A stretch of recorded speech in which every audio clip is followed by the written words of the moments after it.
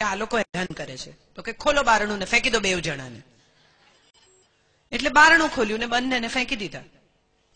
એટલે પોપટે બહાર નીકળીને પાંખો ખોલી અને માણસની સામે જોયું, ઉડતા આવડે છે? એટલે માણસે કહ્યું ના. એટલે એને કહ્યું તો હોશિયારી શું કામ કરી?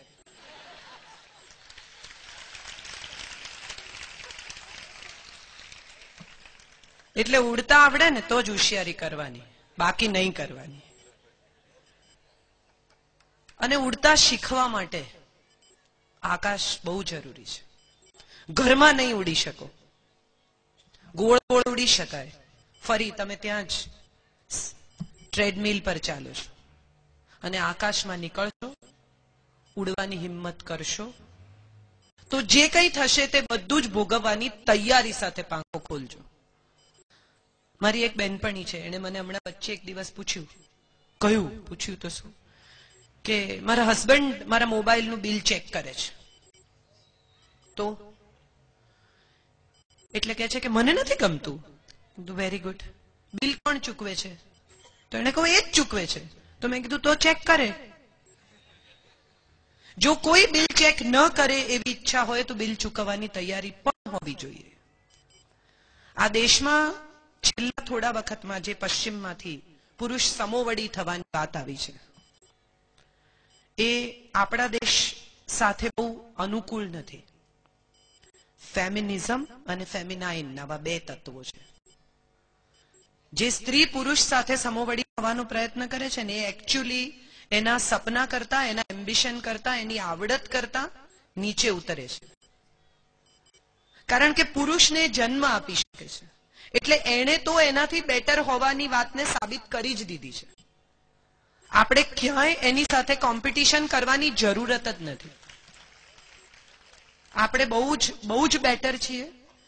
અને એક બહુ સરસ વાત ગીતામાં કહી છે કે સ્ત્રી પાસે 7 ગુણો છે: કીર્તિ, શ્રી, વાક, સ્મૃતિ, મેઘા, ધૃતિ અને ક્ષમા.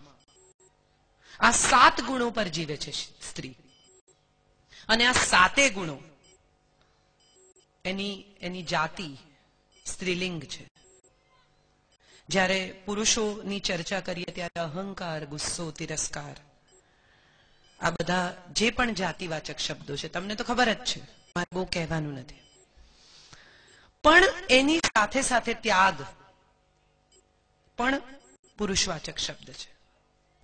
આપણે એ શબ્દને ભૂલી જઈએ છીએ. આપણે ફક્ત એટલું જ પકડીને ચાલીએ છીએ કે હું સ્ત્રી છું ને મારે સમાજમાં દુઃખ સહન કરવાનું છે, બધા મને દબાવે છે, મને આમ મળતું નથી, મને તેમ થતું નથી. આ ફરિયાદો કરવાથી કશું થઈ જશે અથવા પરિસ્થિતિ બદલાઈ જશે અથવા કોઈ આવીને તમને ઉપાડીને ક્યાંક આકાશમાં શિખર પર વાદળમાં ગોઠવી દેશે, એવા કોઈ પણ વહેમ સાથે જીવતા હો તો હમણાં અત્યારે જ અહીંયા જ મૂકીને જજો. દરેક વખતે જ્યારે જેણે સફળ થવાનો પ્રયત્ન કર્યો છે, એ બધાએ સંઘર્ષ વેઠ્યો જ છે, સ્ત્રી હોય કે પુરુષ હોય. એલ્વિસ પ્રેસ્લીને એવું કહી દીધેલું કે તમે ઘેર જાઓ ને ટ્રક ચલાવો. અમિતાભ બચ્ચનને એવું કહી દીધેલું કે તમારો અવાજ નહીં ચાલે.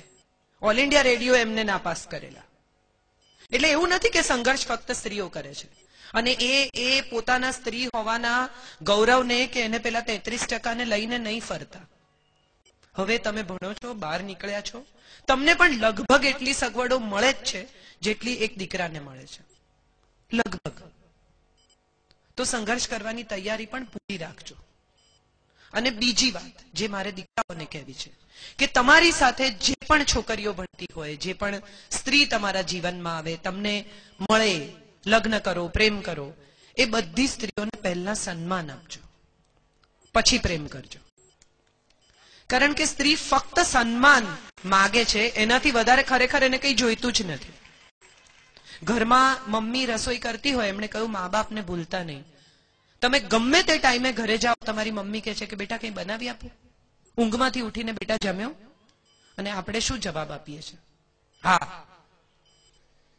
આજે કેવો રહ્યો દિવસ? બહુ સારો. આ ટોન બધા વાપરે છે. માં મશીન નથી કે તમે સિક્કો નાખો ને અંદરથી રણછોડની ટિકિટ પડે.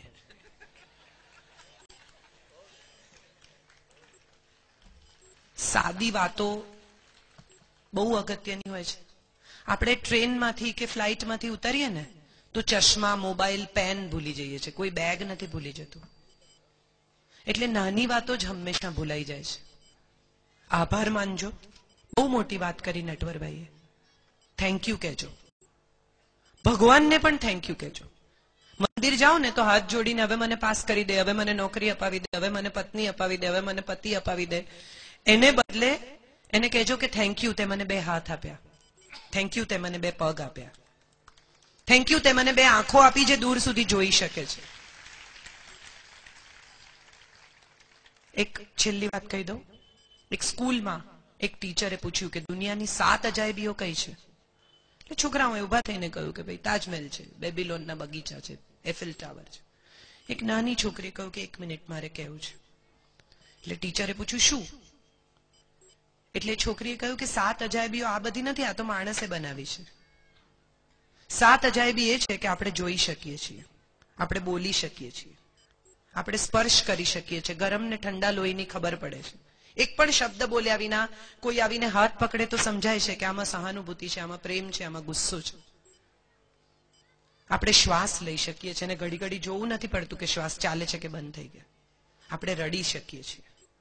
અને સૌથી મોટી અજાયબી એ છે કે આપણે પ્રેમ કરી શકીએ છીએ. પ્રેમ કરવાની એબિલિટી ઈશ્વર બધાને નથી આપતો. એટલે જો આવી એબિલિટી તમારી પાસે હોય તો ખૂબ પ્રેમ આપજો, જેને પણ આપી શકો એને. સાદા ડ્રાઈવરથી શરૂ કરીને, તમારા લિફ્ટમેનથી શરૂ કરીને, તમારી સ્કૂલના પ્યુનથી શરૂ કરીને, આજે એમણે કહ્યું કે બાંકડી હતી, એવા કોઈ માણસથી શરૂ કરીને જેની પાસેથી તમે પ્રેરણા લઈ શકો એવી વ્યક્તિ સુધી પહેલા બધાને પ્રેમ આપજો. પછી એને તરફ અહોભાવ રાખજો, સન્માન રાખજો, એની પાસેથી પ્રેરણા લેજો, જે પણ કરો તે. પણ માણસ માત્ર ને બેસિક જરૂરિયાત એ છે કે કોઈ એવું સમજે કે એનો મૂડ કેવો છે. એમણે પૂછ્યું ને કે તમે કેમ આવ્યા છો? સહેજ વિચારી જુઓ કે સવારના પરમાં તમારું મોઢું ચડેલું હોય અને તમે ક્લાસમાં જાઓ ને તમને તમારા ટીચર ખાલી એટલું પૂછે કે બેટા નથી મગજ ઠેકાણે કંઈ થયું છે બેટા? કેટલું બધું સારું લાગે છે. પણ આપણે તો સામે મગજ ગુમાવી દઈએ છીએ તરત જ. હા તો ખરાબ મૂડ છે તો શું છે? Don't do that. કોઈ સહાનુભૂતિથી, પ્રેમથી, લાગણીથી વાત કરે તો એટલી જ લાગણીથી પ્રતિભાવ આપજો, જવાબ આપવાનો પ્રયત્ન કરજો, કારણ કે આ એબિલિટી બધા પાસે નથી. ગીતાનો એક શ્લોક છે, 15મા અધ્યાયનો પહેલો શ્લોક. એમાં કહ્યું છે કે માણસ એક જ એવું પ્રાણી છે જેના મૂળ ઉપર છે, ઉર્ધ્વ મૂલ અધ શાખા. માણસના મૂળ ઉપરની તરફ છે અને શાખાઓ નીચેની તરફ વિસ્તરેલી છે. આવું એક જ પ્રાણી છે આ વિશ્વમાં, અને એ આપણે છીએ.